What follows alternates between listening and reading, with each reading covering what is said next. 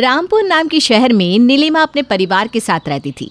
नीलिमा के बेटे की शादी की उम्र हो चुकी थी और वो अपने बेटे के लिए रिश्ते की तलाश में थी, पर कोई संजोग बैठ ही नहीं रहा था जिससे सौरव की शादी हो। ऐसे ही रोज़ की तरह नीलिमा पूजा करने मंदिर जाने निकलती है। मंदिर पहुंचकर नीलिमा भगवान के सामने हाथ जोड़कर खड़ी ही होती है कि तभी वहाँ एक औरत आकर कहती है, आज तो बड़ा शुभ दिन है। कहते हैं आज किसी भी मंदिर में आपकी मांगी हुई कोई भी पहली मन्नत पूरी हो जाती है। क्या सही में? हाँ भगवान, लगता है मेरे दिन बदलने का समय आ ही गया है। हे भगवान, तूने हमें सब कुछ दिया है। अब रही एक मन्नत की बात, तो बस एक बहू आ जाए 4 चक्की में बैठकर, अच्छे संस्कारों वाली, सुंदर, सुशील, जिसके आने से हमारे घर की तरक्की दिन दुगनी रात चौगुनी बढ़ती जाए। लड़की घर में अच्छा स्वास्थ्य और समृद्धि लेकर आए। बस भगवान इतना कर देना। वैसे तो मैं ज़्यादा नहीं मांगती हूँ, मांगने को तो मैं 2-4 मन्नतें भी मांग सकती थी, पर क्या है ना भगवान, मेरे मन में अलग ही शांति रहती है।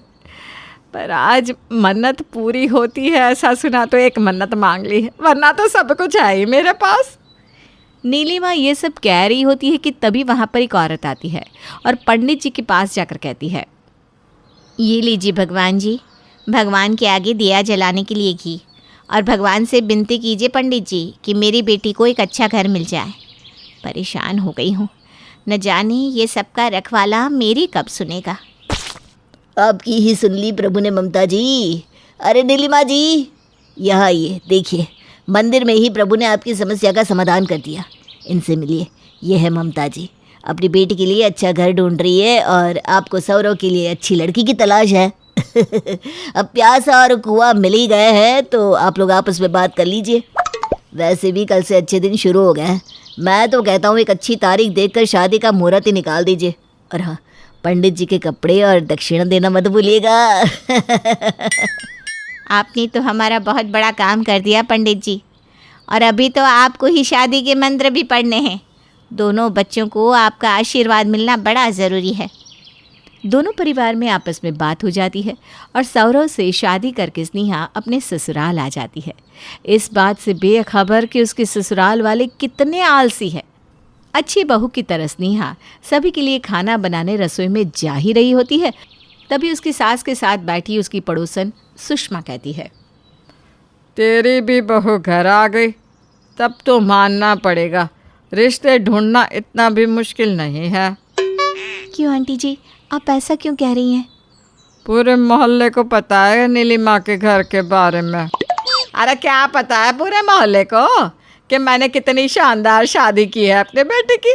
चल अब तू जा, हाँ तेरी बहू तेरा इंतजार कर रही होगी। चल चल चल चल। हाँ नीलिमा सुषमा को उसकी बात पूरी करनी ही नहीं देती और बीच में ही कहती है, अच्छा बहू जा जा, तू खाना लगा। हाँ, स्नेहा पूरे मन से सभी के लिए खाना बनाती है और सभी को परोसती है। प्रिया दीदी नहीं दिख रही मम्मी जी। बहू से खाना ना उसके कमरे में ही दिया, वो वहीं खाती है। स्नेहा वैसा ही करती है और बाकी सभी का खाना डाइनिंग टेबल पर लगा देती है। सभी खाना खाकर अपने अपने कमरे में चले जाते हैं। पूरे परिवार का कोई एक सदस्य भी अपनी प्लेट धोने में नहीं रखता। सब सीधे कमरे में चले गए। ऐसा कौन करता है? कम से कम अपने झूठे बर्तन तो धोने में रखने ही चाहिए। प्रिया दीदी तो कमरे से बाहर ही नहीं आई, अजीब ही है। स्नेहा सारे बर्तनों को इकट्ठा कर रसोई में धोने के लिए ले जाती है। प्रिया दीदी ने तो अपनी प्लेट धोने डाली ही नहीं, जाकर ले आती हूँ। स्नेहा प्रिया के कमरे में जाती है जहाँ वो अपना फ़ोन चला रही थी। स्नेहा इधर उधर प्लेट देखती है लेकिन उसे खाने की प्लेट कहीं नहीं दिखती। दीदी आपकी खाने की प्लेट कहाँ गई? यहाँ तो नहीं दिख रही। बेड के नीचे भाभी देख लीजिए। अपनी झूठी प्लेट को बेड के नीचे रख दिया। अच्छा कोई बात नहीं, मैं निकाल लेती हूँ। स्नेहा जैसे ही नीचे झुकती है वो देखती है कि प्रिया के बेड के नीचे एक नहीं बल्कि 5-5 खाने की झूठी प्लेट्स हैं। दीदी यहाँ इतनी सारी प्लेट्स कैसे हैं? एक तो अब उठकर प्लेट धोने में कौन डाले भाभी, ये सब आदतें ना हमारी नहीं है। फिर बर्तन धुलते कैसे?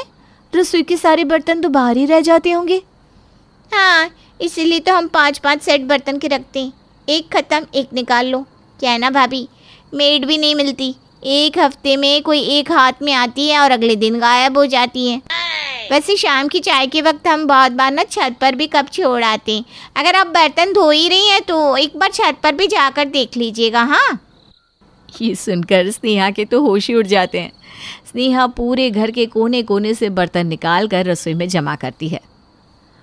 लगता है पूरे मोहल्ले के बर्तन जमा हो गए। इन लोगों को घिन भी नहीं आती।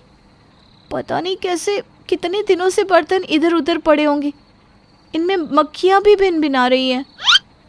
उसी वक्त इत्तेफाक से सुषमा अपनी रसोई में पानी पीने आती है और अपनी खिड़की से स्नेहा को इतनी रात को काम करता देख लेती है। ये लोग कभी नहीं सुधरेंगे, कभी नहीं। किसी तरह रो धोकर स्नेहा बर्तन साफ करने के लिए बैठती है। बर्तन धोते धोते सुबह के 4 बज जाते हैं। हाय रे मेरी कमर। थकी हारी स्नेहा सुबह के 4 बजे सोने जाती है और 6 बजे अलार्म के साथ उसे उठना पड़ता है। स्नेहा चाय दो ना। स्नेहा फ़ौरन रसोई में जाकर अपने पति के साथ साथ सभी के लिए चाय बनाती है और सभी को चाय देते हुए अपने पति को भी बेड पर पीने के लिए चाय का कप देती है। सौरव चाय पीकर बेड के बगल के ड्रॉअर के ऊपर ही कप रख देता है और बाथरूम में चला जाता है। स्नेहा उस कप को लेकर जैसे ही हॉल में जाती है तो देखती है कि हॉल की खिड़कियों पर एक लाइन से ग्लास रखे हुए हैं। अभी रात को ही तो मैं सारे बर्तन धोकर गई थी, फिर से यहाँ इतनी लंबी लाइन ग्लास की कैसे लग गई। तभी वो देखती है कि उसके ससुर जी फिर से रसोई से एक नया कप लाकर उसमें चाय पी रहे हैं। अभी तो ससुर जी को मैंने दूसरे कप में चाय दी थी, फिर ये चाय पीने के लिए उन्होंने 2 ही मिनट पे नया कप ले लिया। ऐसे तो बर्तन धोते धोते मैं पागल हो जाऊंगी। ऊपर से सारे बर्तनों को लाइन में ऐसे लगा दिया है मानो यहीं से एक ट्रेन निकलने वाली हो। सुबह का सारा काम निपटाकर जैसे ही स्नेहा नहाने जाती है तो वो देखती है कि बाथरूम के बाथटब के पास भी एक कप रखा हुआ है। ये तो हद ही हो गई। अगर मैं चुप रही तो ये लोग अपनी आदतों से बाज ही नहीं आएंगे। पर मैं करूँ तो क्या करूँ? कुछ कहा तो सब कहेंगे 2 दिन हुए नहीं बहू को आए और सास ससुर भारी लगने लग गए।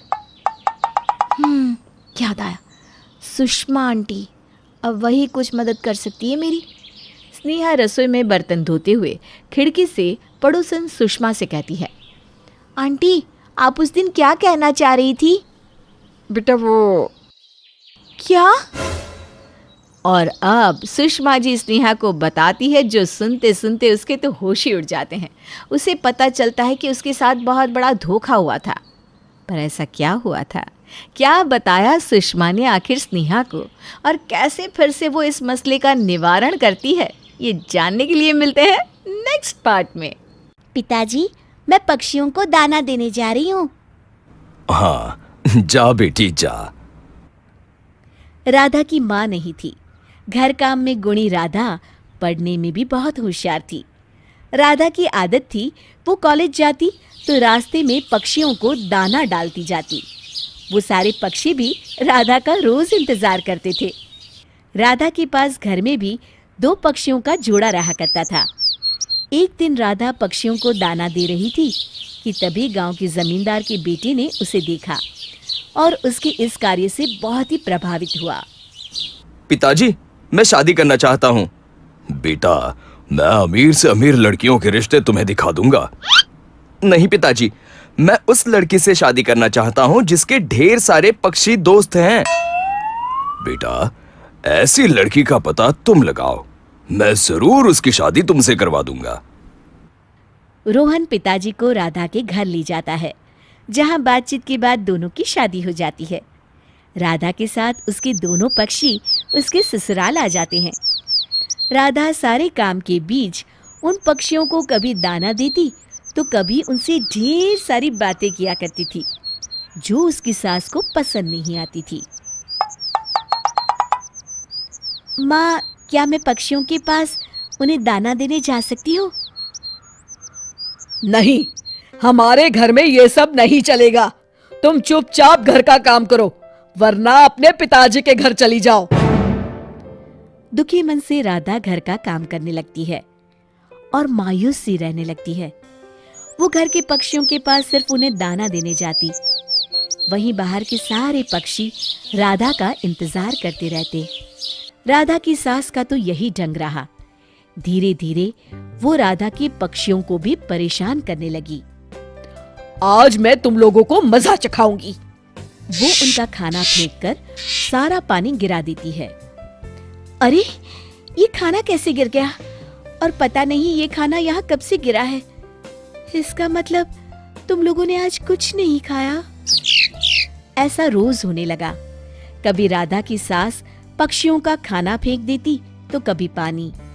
एक दिन तो उसने हद ही कर दी। राधा के पक्षियों में से एक की उसने टांग तोड़ दी, जिससे वो पक्षी चिल्लाने लगे। राधा घबरा कर आई और उसने माँ जी को ऐसा करते देख लिया।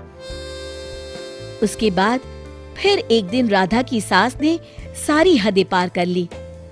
उसने दोनों पक्षियों का पिंजरा तोड़ दिया। राधा ने जब पक्षियों की चीख सुनी तो वो भाग कर आती है। वो माँ जी को ये सब करता देख लेती है और घबरा जाती है। माँ, आप ये क्या कर रही है? ऐसे तो ये मर जाएंगे। तू मुझ पर इल्जाम लगा रही है? नहीं माँ जी, मैं तो बस ये बोल रही हूँ, ये बेजुबान जानवर है, हमें इन्हें कभी परेशान नहीं करना चाहिए। तू मुझे ना सिखा और जा यहाँ से। पूरे घर का काम पड़ा है, वो तो तुझे दिखता नहीं है। बड़ी आई जानवरों का ख्याल रखने वाली। राधा परेशान रहने लगी। वो सोच रही थी कि ऐसे तो उसके पक्षियों को उसकी सास मार ही डालेगी, क्यों न वो उन्हें उड़ा दे। इसी उधेड़बुन में राधा परेशान सी रहने लगी। उसका किसी काम में मन नहीं लगता था। अब क्या हुआ राधा? तुम पहले बहुत खुश रहती थी, हंसती थी, लेकिन अब तुम मायूस सी रहती हो। क्या मेरा घर तुम्हें अच्छा नहीं लगा? नहीं, ऐसा नहीं है। क्या माँ ने तुम्हें कुछ कहा? नहीं, माँ जी तो बहुत अच्छी है। फिर क्या बात है? राधा रोहन को सारी बात बता देती है कि उसे पक्षियों की याद आ रही है और घर के पक्षियों की हालत देखकर उनकी चिंता हो रही है। बस इतनी सी बात। मैं तुम्हें कभी कभी उनसे मिलवाने ले चलूंगा और इन पक्षियों को कुछ दिनों के लिए तुम उन पक्षियों के पास छोड़ दो। राधा खुश हो जाती है। वो पक्षियों से मिलती है। पक्षी भी राधा से मिलकर खुश हो जाते हैं। साथ ही दुखी मन के साथ पक्षियों के जोड़े को वहां छोड़कर राधा वापस आ जाती है। कभी कभी वो राधा से मिलने उसके ससुराल तक भी आ जाते थे। राधा वहीं उन्हें दाना देकर खुश हो जाती थी। एक दिन ये बात राधा की सास को पता चल गई। राधा, बहुत हुआ। अब तुमने पक्षियों को यहाँ बुलाना शुरू कर दिया। मैंने तुम्हें पहले ही कहा था, ये सब यहाँ नहीं चलेगा। तुम्हें अपने पिताजी के घर जाना होगा। माँ, मुझे माफ कर दो। नहीं, तू अभी इसी वक्त अपना सामान बांध। मैं तुझे तेरे पिताजी के घर छोड़ आती हूँ। राधा की सास राधा को लेकर उसके पिताजी के घर के लिए निकलती है। तभी राधा की सास पर कुछ गुंडे हमला कर देते हैं। वो उसके गहने छीनने की कोशिश करते हैं, लेकिन तभी एक पक्षी गुंडे की आंख पर हमला कर देता है। मौका देखकर राधा और उसकी सास घर की तरफ भाग जाते हैं। घर पहुंचकर राधा कहती है, माँ, आप ठीक तो है ना? आपको कोई चोट तो नहीं आई? बेटा, मुझे माफ कर दे। अरे माँ, आप ऐसा क्यों कह रही हैं? क्या हुआ? राधा, आज तुम्हारे किसी पक्षी ने ना सिर्फ गुंडों से मुझे बचाया, लेकिन मेरे गहने भी लूटने से बचा लिए। तो क्या माँ, अब आप मुझे अपने पक्षियों के पास जाकर उनसे मिलने देंगी? नहीं, बिल्कुल नहीं। राधा उदास होकर किचन की तरफ जाने लगती है। राधा! जी माँ जी। मैं ये कहना चाहती थी कि अब हम दोनों साथ चलकर पक्षियों को दाना देंगे और उनके साथ समय बिताएंगे और अपने प्यारे पक्षियों के जोड़े को घर लेकर आएंगे। ये सुनकर राधा बहुत खुश हो जाती है। शिक्षा, बेजुबान जानवर भी बहुत अच्छे मित्र साबित हो सकते हैं। उत्तर प्रदेश के शिप्रा और पंजाब के प्रदीप को एक दूसरे से प्यार हो जाता है और दोनों शादी कर लेते हैं। लेकिन दोनों के लिए ही एक दूसरे को समझना मुश्किल हो जाता है। कैसे? देखिए ज़रा। माँ, मेरी बचपन की सहेली खाने पर आने वाली है, मैं क्या बनाऊं? अरे रुक, तू क्यों बनाएंगी? तू बैठकर बातें कर, मैं बनाती हूँ खाना। शिप्रा सहेली के साथ बात करने लगती है। सास खाना बनाकर टेबल पर रखती है। अरे वाह वाह आंटी, कितना स्वादिष्ट खाना है, ऐसा लग रहा है जैसे होटल में खा रही हूँ। वाह शिप्रा, तू तो बड़ी किस्मत वाली है जो ऐसा खाना बनाने वाली सास मिली। हाँ, वो तो है।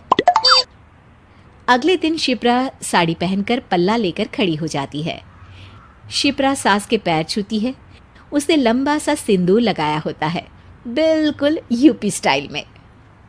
अरे ये क्या बेटा, साड़ी तो तेरी सास ने भी नहीं पहनी। ऐसा ना हो कि तू इसमें फंसकर गिर जाए। सूट पहना कर बेटा, सूट। अरे बेटा शिप्रा, इतना लंबा घूंघट किस लिए? तू तो बेटी है मेरी, और अब तो बच्चे ये तेरा घर है। यहाँ बिल्कुल वैसा ही रहना जैसे माँ के घर रहा करती थी। शिप्रा बड़ी खुश होती है।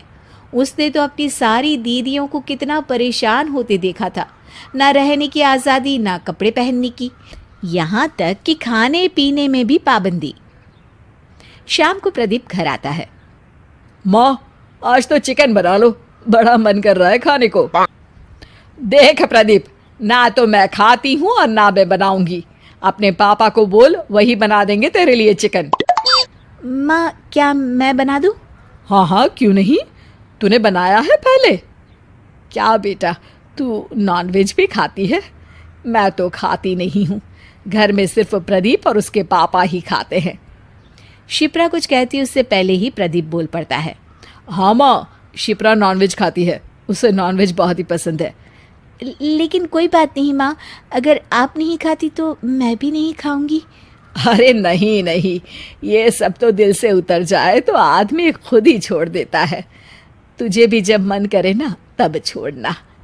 शिप्रा को बहुत अच्छा लगता है कि उसे तो ससुराल में किसी बात की कमी नहीं है, ना कोई रोक टोक और ना ही कोई दखलंदाजी।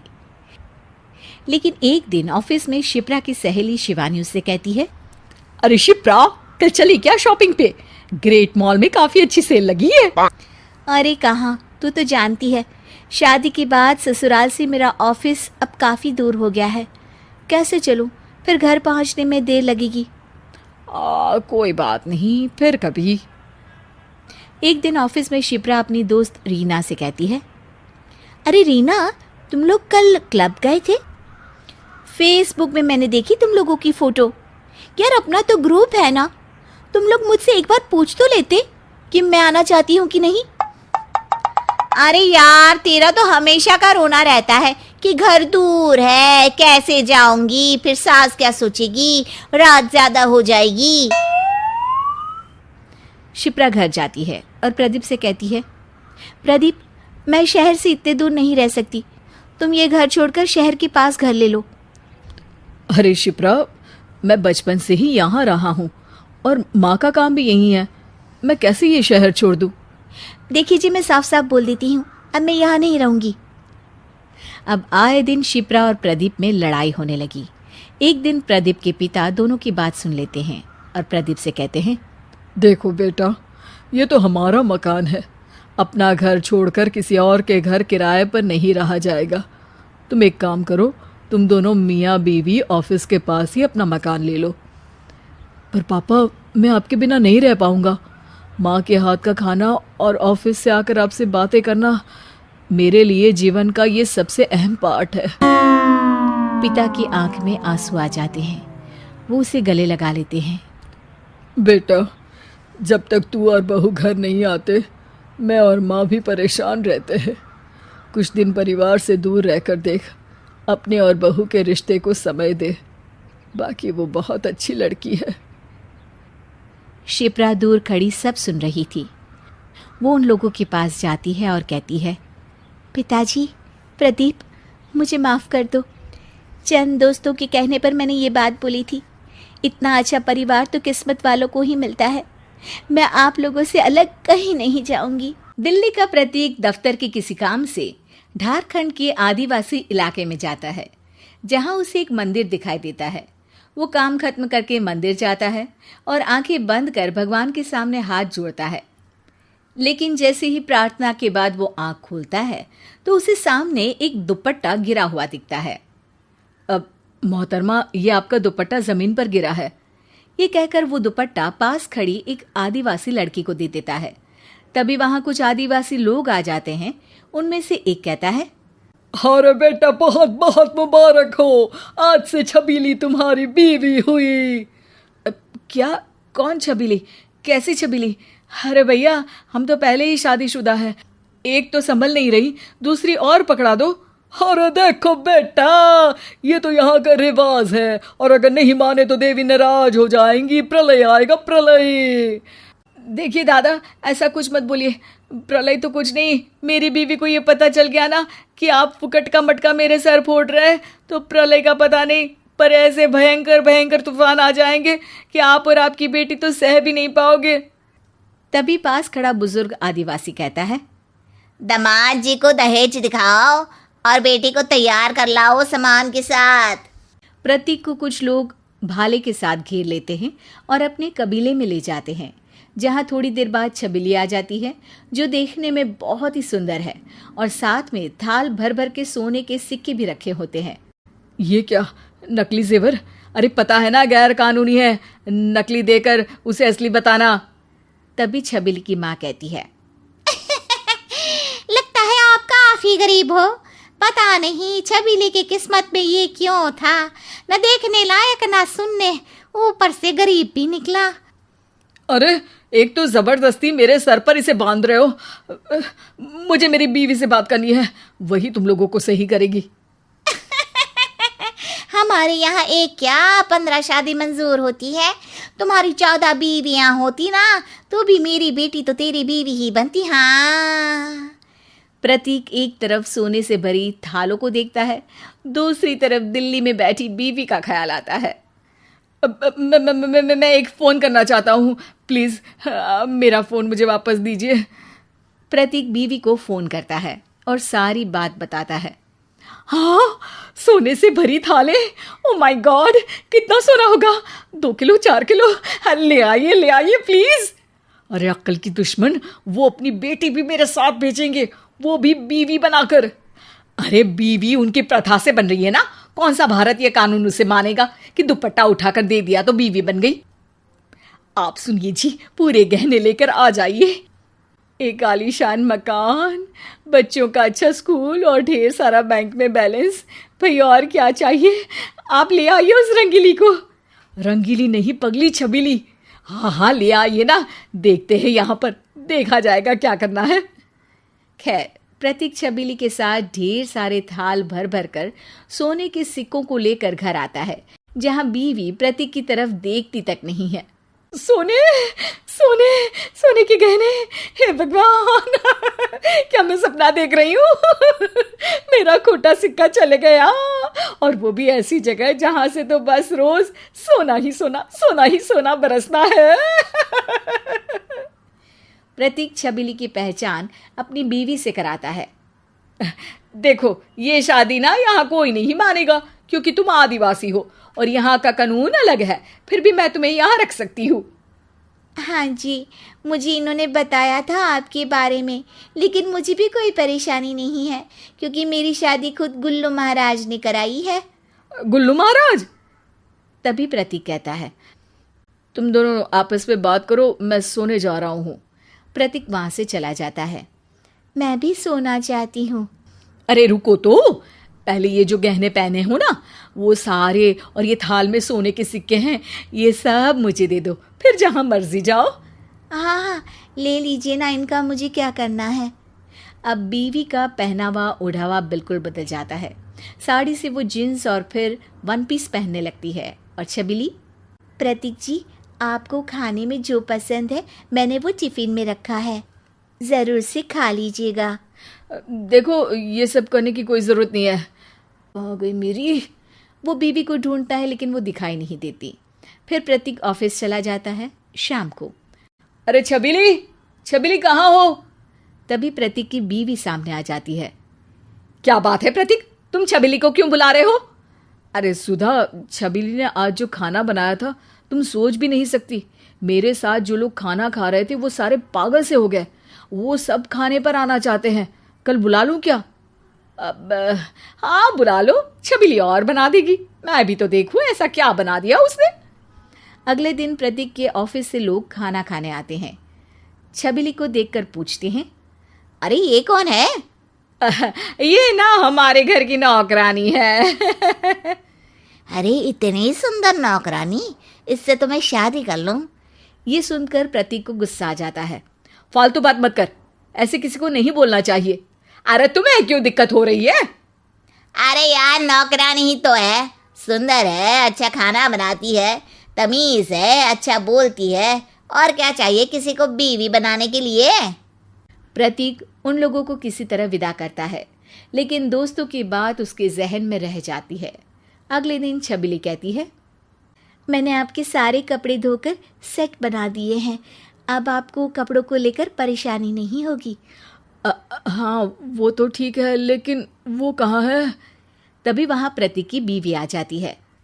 ओहो, क्या बात है? मेरे पति को परेशान क्यों कर रही हो? मेरे खिलाफ भड़का रही हो क्या? तुमने सोचा कि उनकी ऐसी देखभाल करके मुझसे अलग कर दोगी? अरे नहीं नहीं, ऐसा कुछ नहीं है, तुम गलत सोच रही हो। अच्छा जी, अब तो मैं आपको गलत लगने लगी। अरे नहीं दीदी, मैं तो बस प्रतीक जी का सामान ठीक कर रही थी। मैंने तो सोचा था तुम आदिवासी हो, तुम्हारे पैसे और जेवर लेकर मैं ऐश करूंगी और मुझे फ्री की नौकरानी भी मिल जाएगी। दीदी, मैं आपकी जगह होती तो कभी भी पैसों के लिए अपने पति का समझौता ना करती। बाकी बात रही नौकरानी की, तो मैं अपने पति के लिए ये सब प्यार में कर रही हूँ। इसे नौकरानी कहते हैं तो वही सही। अरे सुन, प्यार तो वो सिर्फ मुझसे करते हैं। तुझे भी लाने से पहले उन्होंने मुझे पूछा था, समझी? छबीली वहां से बिना कुछ बोले चली जाती है। अरे छबीली कहाँ है? सुबह से एक कप चाय नहीं मिली। अरे सुनो, मेरे कपड़े और मेरे मोजे कहाँ रखे हैं? अब मुझे क्या पता, नौकरानी हूं क्या मैं तुम्हारी? नहीं पता मुझे। अच्छा सुनो, आज खाने में क्या है? कुछ नहीं, अभी जुम्बा क्लास के बाद मुझे वॉक पर भी जाना है। खैर, जिंदगी वैसी ही हो जाती है, लेकिन प्रतीक को एहसास होता है कि असली बीवी का फर्ज एक नकली बीवी अदा कर गई।